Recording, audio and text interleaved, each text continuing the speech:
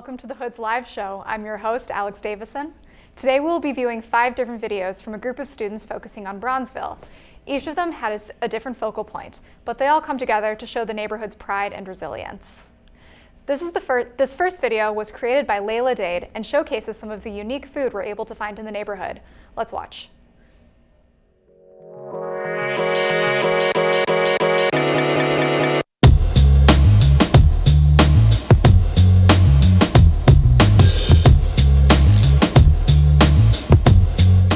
We decided to bring Cajun food to Chicago because there's very limited Cajun cuisines being offered here in the area.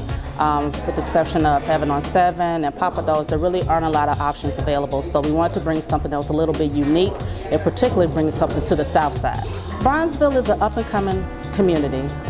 It's kind of like, I would say, like between downtown and the Hyde Park area. It's a very growing community, becoming more and more diverse.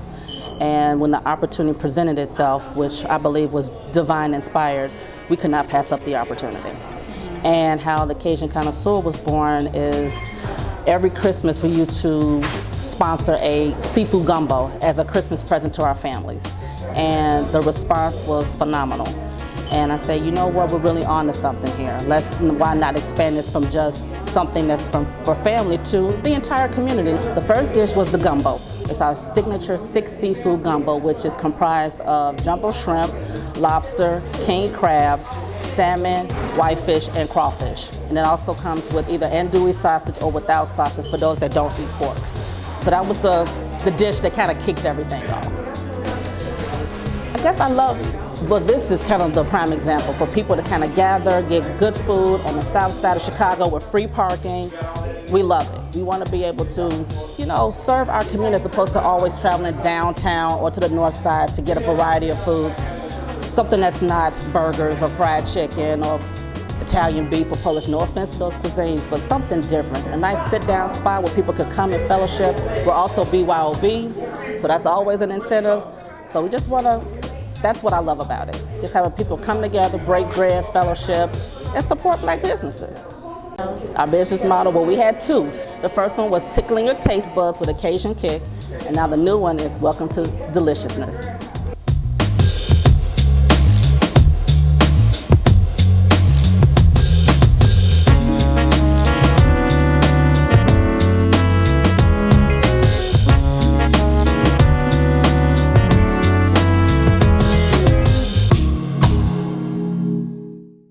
Stay tuned. When we return, we will be exploring more of Bronzeville.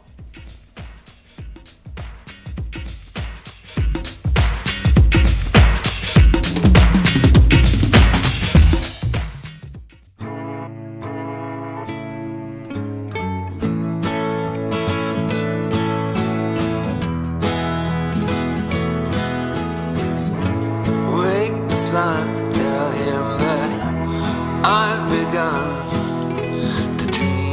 of things to come, and tell the trees not to look for me. I'm going to find some peace of mind. Wake the sun,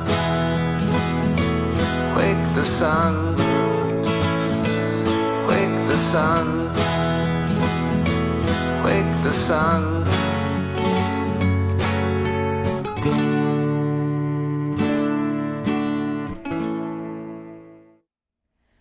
Welcome back to Hoods. My name is Alex Davison. Next up is Jessica Sanders' video. She focused on the Wendell Phillips Academy High School and the importance of the school in Bronzeville. Let's take a look.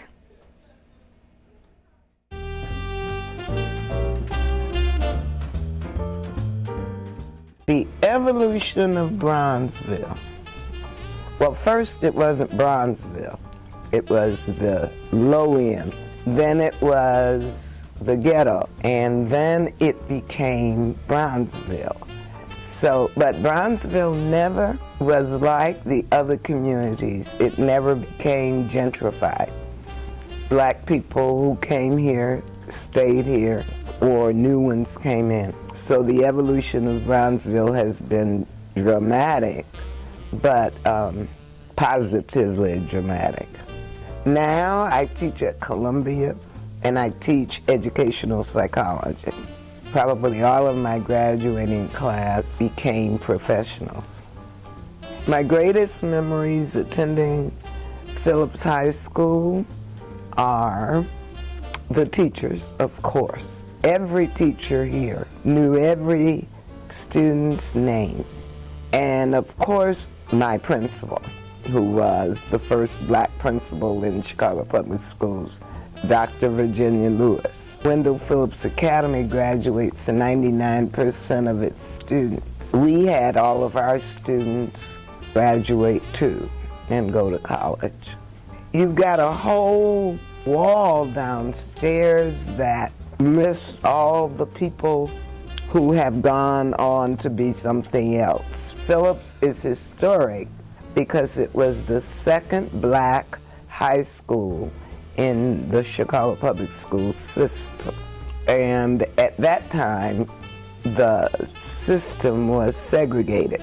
Bronzeville is a combination of segregation, poverty, middle income, beautiful homes, and some dilapidated homes. Bronzeville reflects Chicago.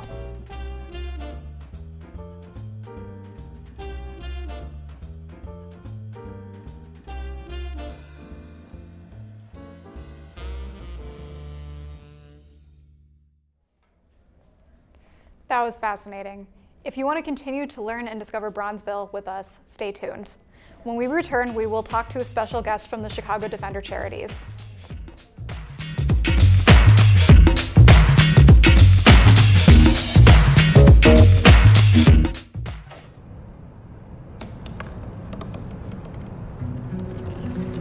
They said I couldn't dream.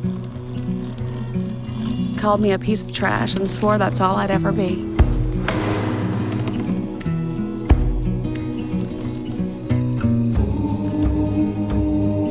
Said a bottle couldn't see the ocean.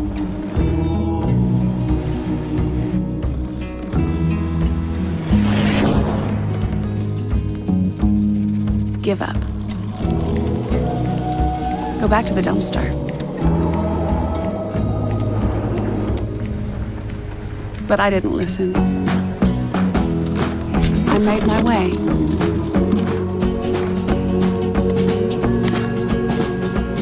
And now, I am what I've always wanted to be.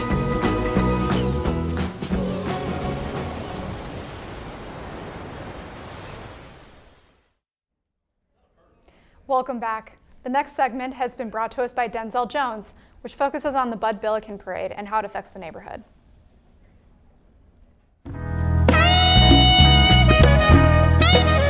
So Bud Billiken Parade was started in 1929 by Robert Singstack Abbott. The reason for him starting the parade was to honor the newsboys that sold the newspaper for the Chicago Defender newspaper that he started in 1905. When Robert Singstack Abbott left school and graduated, he came to Chicago and decided to start the Chicago Defender in 1905 to be a voice for people who aren't normally heard, which was mostly, of course, the African American community. So the Chicago Defender and the Chicago Defender Charities, as well as Bud Billiken, have always been in Bronzeville.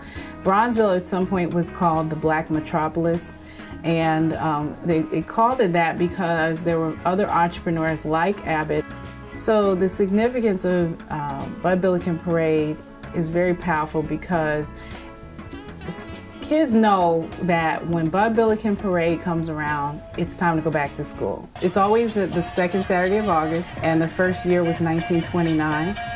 While the parade is going on, you have families getting together, barbecuing, and then there's the after parade activities that we have where the sponsors come together with the participants and the kids that participated and danced in the parade and so forth. We all go to the park, and then there's festivities after that. We honor our talented youth. We give them a chance to showcase what they can do at the parade, but we also promote education. We have had some amazing grand marshals over the years. Of course, Barack Obama has been in Grand Marshal about 3 times. We've had people from the White House, and we also, of course, last year we had Chance the Rapper, which was huge. And what was amazing about that, you know, he's very much all about education.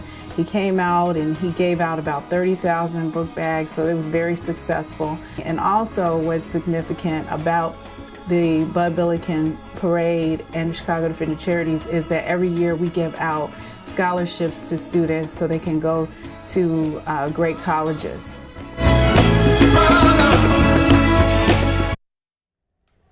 We're here with Maiti Singstack Rice, president of the Chicago Defender Charities. Thank you so much for joining us. Thanks for having me. So what exactly is your job and what does it entail? Well, I would say our largest event is the Bud Billiken Parade. So we produce Bud Billiken Parade every year. We're going on the 89th year. So as president, my job is to actually be a parade chair and to make sure that all the moving parts are there regarding Bud Billiken, and it's every year the second Saturday of August and represents back to school. All right. And what led you to be a part of this organization? Well, my family, we're the founders. Robert Singstack Abbott is my great-granduncle. He founded it in 1929. Wow. And the reason he started it was to honor the kids that sold the newspaper, the newsboys that sold the newspaper, Chicago Defender, that he founded in 1905. And what he did was he gave them bikes and decorated them and gave them instruments, and they paraded up and down what is now Martin Luther King Drive. Uh-huh. And they invite everybody, come on and join our parade. And it really was an opportunity for the kids to showcase their talents, as well as saying, hey, it's time for back to school, because everybody knows Bud Billiken, it's on Saturday. That Monday, it's time to go back to school. Wow. So it's always represented education and so forth. Oh, it's such a nice end to the summer. Yes. So how did, I know you mentioned that your family founded it, but how did the charity come to be? So the charity came about because it was the charitable arm of the Chicago Defender newspaper. Mm-hmm. My grandfather, John Singstack, took over in 1940, and when he took over, he went ahead and started the charitable arm, Chicago Defender Charities, and then they put the parade under the charities. Wow. In 1945. I don't think I've ever heard of a parade begetting a charity. Right, yes, no. So what other charity events do you guys do? So the other thing that's really huge that we do is, as we raise money to even put on the parade, we give a portion of the proceeds to students for scholarships. So we have scholarship applicants. We get about 150 applicants a year. And what we do is we give scholarships to students who are leaving from high school and going into college first year. And then we have, we walk them through for about 4 years. We actually watch them all the way to graduation. Wow. How many applicants would you say you get? It's about 150, yeah. It's a lot of really impressive kids to choose from. Exactly. How many, out of those 150, how many would you say eventually get scholarships? Usually each year we choose about 10 or 11. Okay. Mm-hmm. What kind of colleges do they end up Well, they going usually to? end up attending schools like Columbia, of course, and University of Chicago, Roosevelt. Wow. So great schools. Yeah, those are impressive schools. Right. Any out-of-state schools that you send them to? And some of the out-of-state schools like New York University, to name a few, Hampton University. Wow. Some kids have gone there. That's my alma mater, and that's also the school that my grandfather went to, and Abbott, the founder. So it's like a legacy school for us. Yeah, this whole thing is a legacy. And I actually went to Columbia as well. Oh, wow. By the way, yeah. What did you study? I studied journalism for some time. Nice. Yeah, and well, we will be right back with Maiti and more on Bronzeville. Please stay tuned. Okay.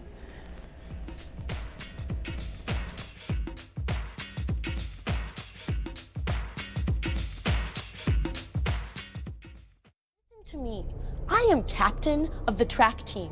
And if I'm late, She doesn't really think she's going to get out of here, does she? Be nice. She's new. Hello, is anyone there? Ugh! Wow. Even from our standards, you look awful. Oh, sweetie, what happened? Me?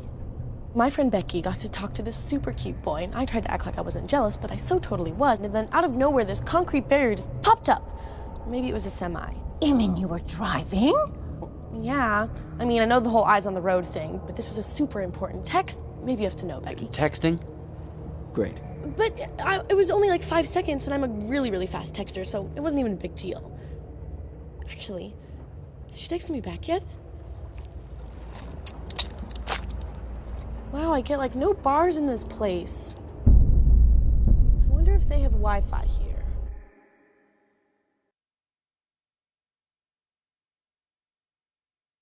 Welcome back to Hoods. We're back with special guest Maiti from the Chicago Defender Charities. So I see you brought a book with you. Yes, so I had the opportunity to write a historical account of the history of Bronzeville as well as the Chicago Defender. The Chicago Defender has always been in Bronzeville, and it's just a great community. So it starts really from the inception of, well, it starts with Abbott and his birth and what inspired him to found the newspaper, the Chicago Defender, as well as Bud Billiken Parade. And then it goes into even the years that Barack Obama was president and how he was part of the Chicago Defender. So it's been, you know, it's really great to just share this history with everyone. Oh, that's so cool. Yeah, you mentioned that in the video that Barack Obama had been involved in the parade for a while. Right, so every year we have a Grand Marshal. We've had some huge names such as Oprah Winfrey, Michael Jordan, Barack Obama's been Grand Marshal 3 times. And then, of course, T.I. But this year was really exciting because we had Chance the Rapper as our Grand Marshal. And it was huge because he gave out all these 30,000 book bags, and everybody was super excited to have him. So, oh God, I would freak out. Yeah. I don't know what I would do. And so that sort of history is what's in the book. Right, not necessarily the part about Chance because this was done. It's a little more This was recent. published in 2012, but just to see that all the amazing people who have been a part of the parade, and every year you never know who's going to be there next. Yeah. So we always have somebody really huge that comes out and supports the parade. What made you decide to start writing the book? Well, basically because we had all these amazing archives and photographs that we collected over the years. Of course, having a newspaper, and then also, you know, Bud Billiken. We've always had photographers cover the parade, and so I thought it would be a great opportunity for us to, you know, showcase what you know, has been done over the years, and then we just to take that history and put it together in one book. Otherwise, no one would really know. And then a lot of the photographs are now housed at the Chicago Public Library, Carter G. Woodson Library on 95th and Halsted at the Vivian Harsh Collection. Okay. So how long did it take you to kind of get all the information and put it together in a book? It took me about a year. It took a while. I'd say it took even longer from the time I worked out the deal with the publisher to get to the point of it actually being published. That took a few years, but when I really sat down and focused, it took about a year because it is very photographic, image heavy. So, oh yeah. Yeah, there are, let's see, for example, this is George Washington Carver with my grandfather. George Washington Carver is mentoring my grandfather, which was pretty amazing.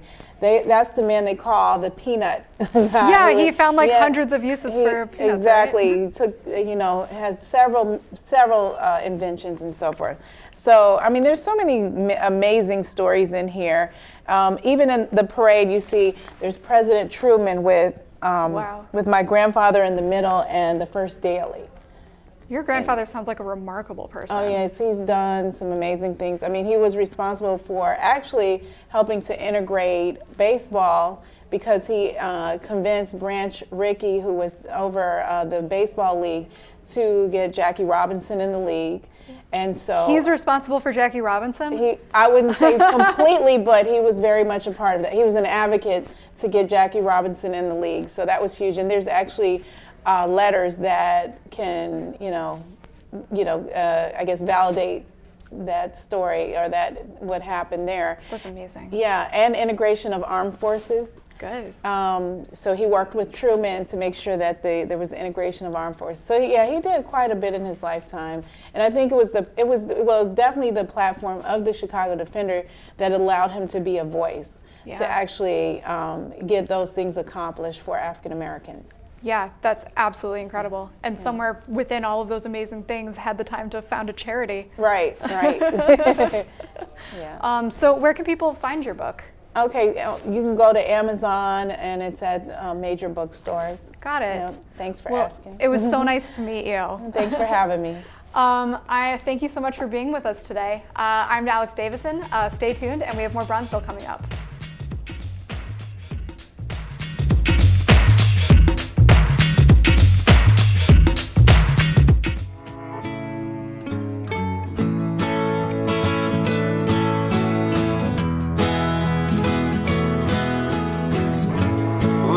Son, tell him that I've begun to dream of things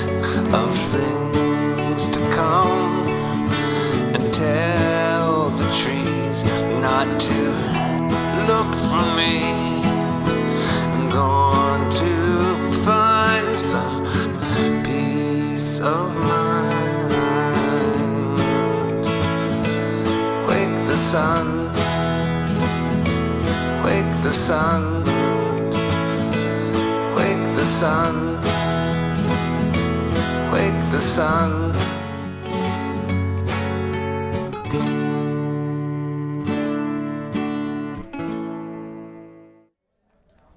Welcome back to Hoods. Our next video was created by Leslie Casas. She interviewed the Chicago Youth Poet Laureate on her experience in Bronzeville. Let's watch. I work very closely with Young Chicago Authors as a teaching artist apprentice. I also am part of a group called Assata's Daughters, which is an intergenerational group of Black women, femmes, and boys now, organizing for the Black Lives Matter movement here in Chicago. I'm from Chicago, originally born and raised in Bronzeville. Around the time I was 9, our buildings got torn down. I lived in the Ida B. Wells apartment complex. Living in Bronzeville and just living in the projects opened my eyes to a lot of things really early on. I was exposed to police brutality. People were getting brought in just for being Black, just for living in the projects. I regret not taking in the culture of Bronzeville simply because the people there were survivors. They did anything they could to get by. When they were pushed out of the workforce, when their sons were taken to jail, when there was gang violence and people were killed very often, and we couldn't go outside, we made like a community inside the buildings. And I thought that was really strong because I think more than anything, I learned from Bronzeville how to love and how to commune and how to be a people and stand together and like be resilient. But I also think that's where I was exposed to the fact that like a lot of times for like especially Black women, all we can do is be resilient because there is no time for self-care, there is no time for self-love. So I say that's what my Bronzeville lacked a lot of. I want them to know that, one, not everybody wants to leave the projects.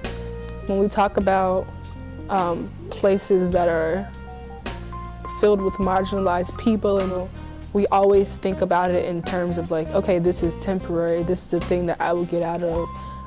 But we also know that that isn't true. For a lot of Black people in that time, people weren't aspiring to like go off to LA and New York and like get these big beautiful houses. People were just looking for a place to live and love safely. Being of a culture that has come like constantly for centuries and centuries from diaspora and being moved out of their homes, it's really important to say no, seeing what's happening and seeing like looking at the field where the buildings used to be and like seeing this sort of graveyard. I wish that we weren't taught to hate the places we come from. We are coming close to the end of our show. Stay tuned for the final video of the wonderful neighborhood of Bronzeville.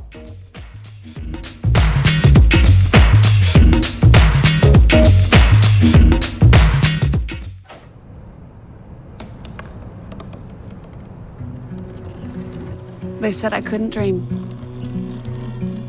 Called me a piece of trash and swore that's all I'd ever be.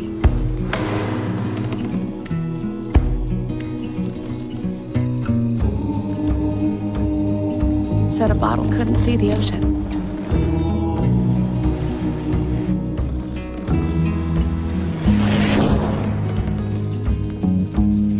Give up. Go back to the dumpster. But I didn't listen. I made my way.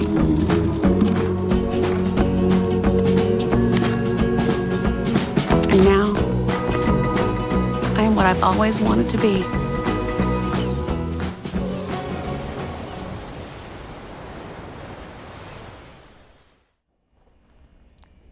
We are back to view our last video focusing on Bronzeville. Vanessa Glover's segment is full of amazing art. Let's watch. The Southside Community Arts Center was founded in 1940. It is, to this day, the oldest African-American art center and collectible institution in the nation. Of course, it's 76 years old, and it was originally partially funded through the WPA grant with President Roosevelt. That was over 110 different art centers all across the nation. But the Southside Community Arts Center is the only one still working with its original mission statement and in its original location. With it being the oldest in the nation, people literally would come here from all over the world just to come through the Southside Community Arts Center's doors, and they still do to this day. But it offered classes to the community free of charge from amazing and established artists. Of course, Dr. Margaret Burroughs, which was the lead founding artist, and she helped to open the Southside Community Arts Center when she was 23 years old. People today, it can give them hope, because if you know that your ancestors or your elders worked hard and turned a little bit of nothing into something amazing that's still here 76 years later, you know that you can do it as well. So I think that hope behind the Southside Community Arts Center and that drive behind the Southside Community Arts Center is one thing that's really special about it. But then also just the amazing individuals that have come through here and worked through here. Nat King Cole played the piano in the back of the room. That same piano that's still there to this day. You can go touch that piano. The piano still works. You can play that piano that Nat King Cole played here in the 40s, as well as that same piano was Gwendolyn Brooks' favorite place to write. So she would actually sit there and write a lot of her amazing poetry, and she had her very first writing class here, and she was a part of a writing group that met here with Langston Hughes and Richard Wright and a whole lot of other amazing writers right here in this room and in this space. We all knew that the Southside Community Arts Center was a national treasure, but now it's out to the world. So scholars and fundraisers, you know, funders and grants and donations, all of those people who control those things, they get that status on the paper with the name, the Southside Community Arts Center. That actually puts us on the same radar with the Grand Canyons and being published in magazines and books. And so again, just more publicity for the Southside Community Arts Center for people to understand the greatness of this organization. You definitely feel comfortable when you come to the Southside Community Arts Center, and you're also going to see some amazing artwork and get some amazing history, and hopefully you leave this space feeling enlightened and empowered again. Thank you so much to our guest Maiti, and to you for watching our live show of Hoods. I'm your host, Alex Davison. Find me on Twitter at IHateAlexD. Have a great day.